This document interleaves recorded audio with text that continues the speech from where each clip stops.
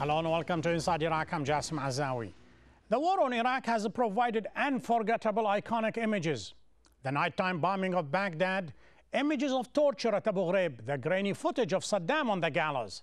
Now add to these the image of a pair of shoes being thrown at President Bush. The Iraqi journalist behind the incident has become a hero to many in the Middle East. To others, he's an embarrassment for a society that prides itself on being hospitable to guests, even hated ones. The individual act may have been unusual, but what does it tell us about the common man's view of Bush's legacy in Iraq? Is it emblematic of a deep reservoir of anti-Americanism? And what can we learn in the weeks ahead of Iraq's judiciary as al-Zaidi is prosecuted for attacking a foreign head of state?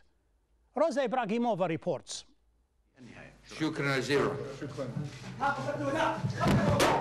Images set to become a symbol of President George Bush's legacy in Iraq.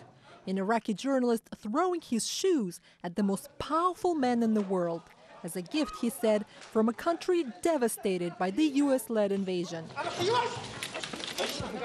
In less than 10 seconds, the 29-year-old journalist Muntadar al-Zaidi became a hero to many, managing to encapsulate years of rage at President Bush with what Arabs consider as the ultimate insult.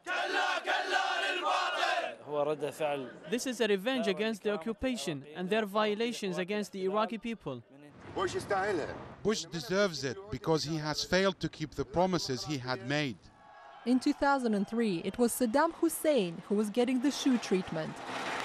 Now, across the Middle East, the shoe became a symbol of anger at Washington, just as powerful as the burning of the American flag. And it's an anger which is also appearing online in new ways. It'll take time to restore chaos. This is one of the many games that can now be found on the internet. This game is all about protecting the American president, but this one encourages players to hit him. This is perhaps just a fun pastime for those who would also like to feel that they're bashing President George Bush. But games such as this also highlight the widespread mood of anger at the policies of President Bush in Iraq and the wider Middle East. And now, for many in the Arab world, this man is a hero with a microphone, a witness to the suffering and to his country's disintegration. Muntadar al-Zaidi's contribution to the debate on Iraq may be unusual, but it's a powerful sign of anger at the role America continues to play in the country. To discuss the incident of the flying shoes and its ramifications, I'm joined from Washington by Brad Blakeman, a former senior White House aide to President Bush, and from London by Abdel Bari Atwan, editor-in-chief of Al-Quds Al-Arabi in London. Gentlemen, welcome to Inside Iraq. Brad Blakeman, respond to those who say that the journalist was right in light of the situation, in light of the calamity brought by the Bush administration. President Bush deserves it. First of all, Jasmine, there is no calamity. Iraq is a free and independent country. They've had free elections, people are being educated, infrastructure is being built. No leader has ever been appreciated in his time. It's only after time that people can understand what has been done and appreciate it. So I think President Bush will come to be appreciated. As for the journalist, I believe the Iraqi government should throw the book at him. The rule of law applies in Iraq, and he should be treated accordingly.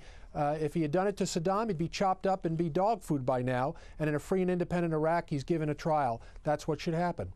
Abdel Bari, what produced this incident? The democracy, the freedom that's allowed to this young journalist to do what he did? Or was it the invasion that created this bitterness?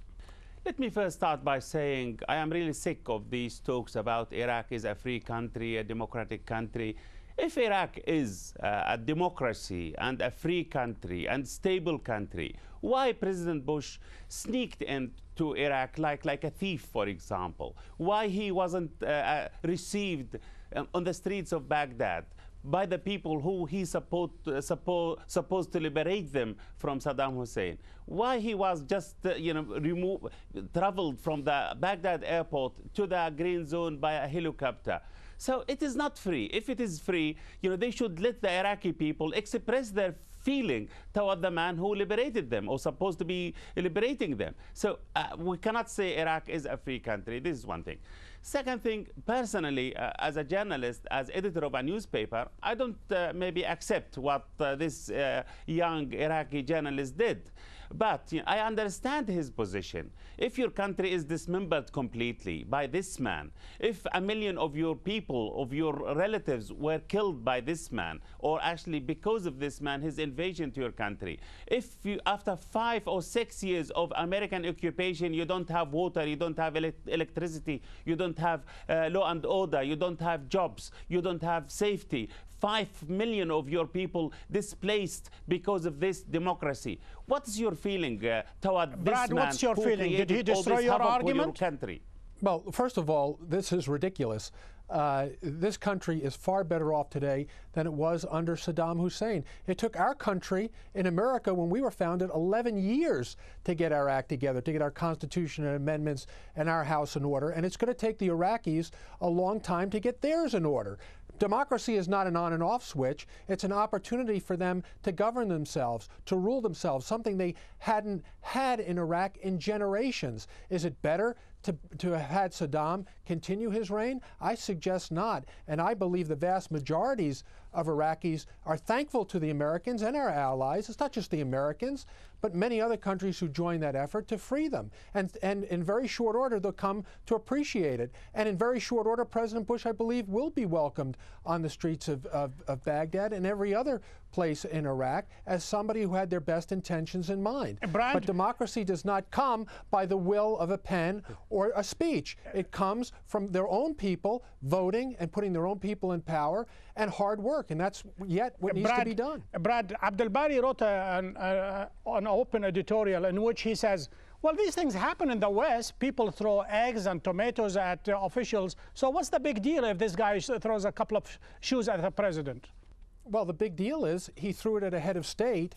That is against the law, and he should be treated with all the proper protections of the rule of law. Again, if he had done that to Saddam, Saddam on the spot would have either shot him, beheaded him, That's a powerful argument. Abdel Bari Atwan, if this happened during Saddam Hussein, he would have been killed and perhaps even his entire family. Absolutely. Yeah, but please, Jassim, please, Jassim, listen, I'm really sick again of those people all the time come out to us, Saddam, Saddam, Saddam. This Iraq's supposed to be, a oasis of prosperity. You promised the Iraqi people to make this country the most prosperous, stable, democratic country on earth. What is happening now? People are scared to death. It will be. People cannot live in the streets. Barry, calm down. Calm down. Again, what, we're supposed to wave a magic wand and your streets will be paved with gold? Your people have an opportunity now in Iraq to raise themselves up. It's their responsibility. We gave them the opportunity. Now they have to run with it. They have to take control of their society. They can do it if they want. Japan did it after the war. Germany did it. Italy did it. Why can't Iraq do it? Of course they can do it. But what, the Americans are to blame for everything around the world? What about our allies who joined us? Look, they cannot do it because you dismantled the country. You created sectarian government there. How can they do it, How can they do it? This is the problem. You don't understand Iraq. You don't understand Arabs. You don't underestimate Muslims, the Iraqi you don't understand people. the Middle East. Don't understand the Iraqi people. Freedom is universal. Freedom is not just for Americans or for our allies. It's not for one section of the world over another. It's for everybody. Why can't they be free? So why did you intervene? What do you want, another dictator? You did intervene? Why do you want to spread because democracy by Saddam was threatening us and his Why? neighbors. I told you, Barry, he was threatening us, the United States, and our neighbors and our allies. The United Nations affirmed the act of war, not just the United States, complained to the UN. They wanted Saddam removed.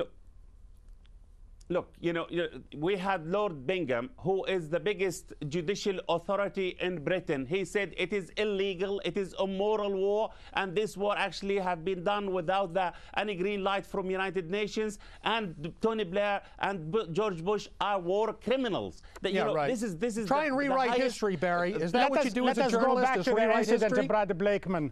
You think perhaps this young guy should go to prison, most probably under the Iraqi law, which is an old Iraqi law, that anybody who attacks a head of state or even the president of a country with such an act, he might go to 7 years. In light of the democracy and liberty brought by the Bush administration to Iraq, do you think such an act deserves 7 years in prison? I think it deserves whatever the judge or jury, depending how he's tried, delivers that justice.